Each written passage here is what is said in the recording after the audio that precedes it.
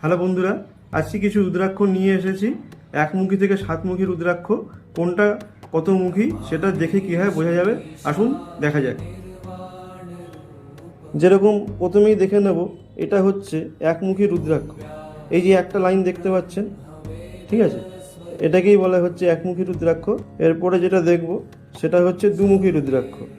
এই যে দুদিকে মুখ, ঠিক আছে, দেখতে পাচ্ছেন দুদিকে মুখ, এটা দুমুখী রুদ্রাক্ষ।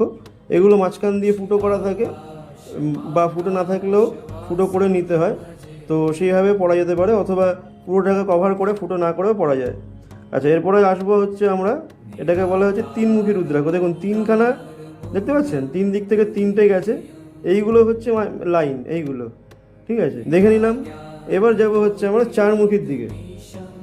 দেখুন এটা হচ্ছে চারমুখী রুদ্রাক্ষ, চারখানা পরিষ্কার বোঝা যাচ্ছে, তো মাঝখানে ফুটোটাও কিন্তু পরিষ্কার দেখা যাচ্ছে। তারপরে হচ্ছে পাঁচমুখী রুদ্রাক্ষ। এটা অ্যাকচুয়ালি গণেশ রুদ্রাক্ষ, যেহেতু গণেশের সুর দেওয়া আছে, কিন্তু এটা পাঁচমুখী রুদ্রাক্ষ। এটা হচ্ছে ছমুখী রুদ্রাক্ষ। দেখুন ছখানা ছখানা পুরো স্পষ্ট লাইন আপনারা দেখতে পাচ্ছেন।